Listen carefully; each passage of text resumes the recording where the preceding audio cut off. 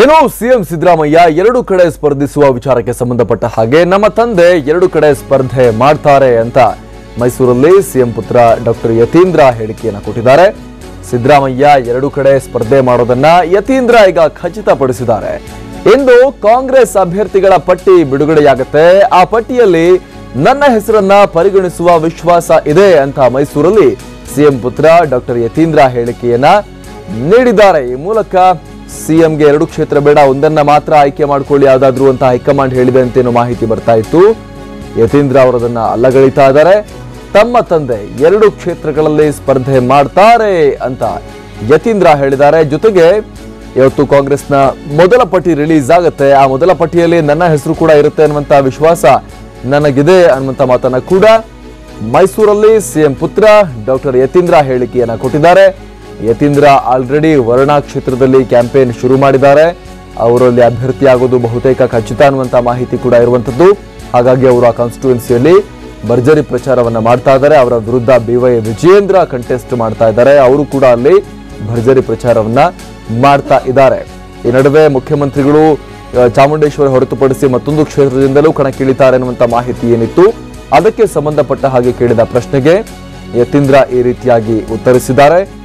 ನಮ್ಮ ತಂದೆ ಎರಡು ಕಡೆ ಸ್ಪರ್ಧೆ ಮಾಡ್ತಾರೆ ಅನ್ನೋದನ್ನ ಅವರು ಅಧಿಕೃತವಾಗಿ ಹೇಳಿದ್ದು, ಇನ್ನೇನು ಅಫಿಷಿಯಲ್ ಆಗಿ ಅದನ್ನ ಹೇಳೋದಷ್ಟೇ ಬಾಕಿ ಇದೆ ಅಂತ ಅನ್ಸುತ್ತೆ.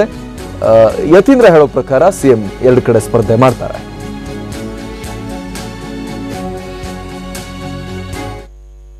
ಬನ್ನಿ ಯತೀಂದ್ರ ಏನ್ ಹೇಳಿದ್ರು ಹಾಗಾದ್ರೆ ಅಂತ ನೋಡ್ಕೊಂಡ್ ಬರೋಣ.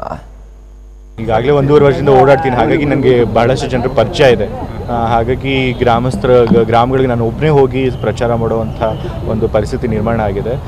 ಆದರೂ ಮುಖ್ಯಮಂತ್ರಿಗಳು ವರ್ಣಾ ಕ್ಷೇತ್ರಕ್ಕೆ 2 ದಿವಸ ಟೈಮ್ ಕೊಡ್ತೀನಿ ಅಂತ ಹೇಳಿದೆ. ಅಫ್ಕೋರ್ಸ್ ನನ್ನ ಕ್ಯಾಂಡಿಡೇಟ್ಸನ್ನು ಅವರು ಒಪ್ಕೊಳ್ತಾರೆ ಅಂತ ನಿರೀಕ್ಷೆ ಮಾಡಿರ್ತೇನೆ. ಬಟ್ ಬೇರೆ ಕ್ಯಾಂಡಿಡೇಟ್ಸ್ಗಳ ಬಗ್ಗೆ ನಾನು ಅಷ್ಟು ತಲೆ ಕೆಡಿಸ್ಕೊಂಡು ಹೌದು ಆ ರೀತಿ ಸುದ್ದಿ ಇದೆ. ಮತ್ತು ತಂದೆಯವರು ಎರಡು ಕಡೆನೂ ನಿಂತ್ಕೊಳ್ತಾರೆ ಅನ್ನೋ ಒಂದು ಸುದ್ದಿ ಏನಿದೆ ಅದು ಕನ್ಫರ್ಮ್ ಆಗಿದೆ. ಎರಡು ಕಡೆ ನಿಲ್ತಾರೆ. ಹೌದು ಹೌದು ಹೌದು. ಈಗಾಗಲೇ 1.5 ವರ್ಷದಿಂದ ಓಡಾಡ್ತೀನಿ, ಹಾಗಾಗಿ ನನಗೆ ಬಹಳಷ್ಟು ಜನರ ಪರಿಚಯ ಇದೆ. ಹಾಗಾಗಿ ಗ್ರಾಮಗಳಿಗೆ ನಾನು ಒಬ್ಬನೇ ಹೋಗಿ ಪ್ರಚಾರ ಮಾಡುವಂಥ ಒಂದು ಪರಿಸ್ಥಿತಿ ನಿರ್ಮಾಣ ಆಗಿದೆ. ಆದರೂ ಮುಖ್ಯಮಂತ್ರಿಗಳು ವರ್ಣಾ ಕ್ಷೇತ್ರಕ್ಕೆ 2 ದಿವಸ ಟೈಮ್ ಕೊಡ್ತೀನಿ ಅಂತ ಹೇಳಿದೆ. ಅಫ್ಕೋರ್ಸ್ ನನ್ನ ಕ್ಯಾಂಡಿಡೇಟ್ಸನ್ನು ಅವರು ಒಪ್ಕೊಳ್ತಾರೆ ಅಂತ ನಿರೀಕ್ಷೆ ಮಾಡಿರ್ತೇನೆ. ಬಟ್ ಬೇರೆ ಕ್ಯಾಂಡಿಡೇಟ್ಸ್ಗಳ ಬಗ್ಗೆ ನಾನು ಅಷ್ಟು ತಲೆ ಕೆಡಿಸ್ಕೊಂಡು ಈ ಬಗ್ಗೆ ಮತ್ತಷ್ಟು ಮಾಹಿತಿಯನ್ನು ಕೊಡ್ತಾರೆ ನಮ್ಮ ಪ್ರತಿನಿಧಿ ದಿಲೀಪ್. ಸಿಎಂ ಸ್ಪರ್ಧೆಗೆ ಸಂಬಂಧಪಟ್ಟ ಹಾಗೆ ಗೊಂದಲ ಇತ್ತು. ಚಾಮುಂಡೇಶ್ವರಿ ಮತ್ತೆ ಬಾದಾಮಿಯಿಂದ ಸ್ಪರ್ಧೆ ಮಾಡ್ತಾರೆ ಅಂತ ಹೇಳಲಾಗ್ತಿತ್ತು. ಬಳಿಕ ಮಾಹಿತಿ ಬಂತು, ಇಲ್ಲ ಒಂದು ಕ್ಷೇತ್ರ ಮಾತ್ರ ಚೂಸ್ ಮಾಡಿ ಅಂತ ಹೈಕಮಾಂಡ್ ಹೇಳಿದೆ ಅನ್ನುವಂತ ಮಾಹಿತಿ ಈಗ ಅವರ ಪುತ್ರ ಯತೀಂದ್ರ ಅಧಿಕೃತವಾಗಿ ಹೇಳ್ತಾ ಇದ್ದಾರೆ. ಕನ್ಫರ್ಮ್ ಆಗಿದೆ, ಎರಡು ಕಡೆ ಸ್ಪರ್ಧೆ ಮಾಡ್ತಾರೆ ಸಿಎಂ ಅನ್ನುವಂತ ವಿಚಾರ.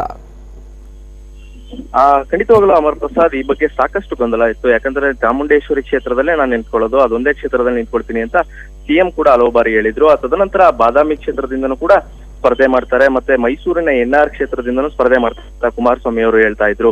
ಆದ್ರೆ ಈ ಒಂದು ವಿಚಾರವಾಗಿ ಇವತ್ತು ಏನು ಕಾಂಗ್ರೆಸ್ ಪಟ್ಟಿ ಬಿಡುಗಡೆ ಆಗ್ತಾ ಇದೆ, ಈ ಒಂದು ವಿಚಾರದ ಸಂಬಂಧಿಸಿದಂತೆ ಯತೀಂದ್ರ ಅವ್ರನ್ನ ಪ್ರಶ್ನೆ ಮಾಡಿದಂತ ಸಂದರ್ಭದಲ್ಲಿ ಯತೀಂದ್ರ ಅವರು ಇವತ್ತು ಒಂದು ಸ್ಪಷ್ಟನೆಯನ್ನು ನೀಡಿದ್ದು, ಒಂದು ಖಚಿತವಾಗಿ ಹೇಳಿದ್ರು, ನನ್ನ ತಂದೆ ಎರಡು ಕ್ಷೇತ್ರದಲ್ಲೂ ಕೂಡ ಸ್ಪರ್ಧೆ ಮಾಡ್ತಾ ಇದ್ದಾರೆ.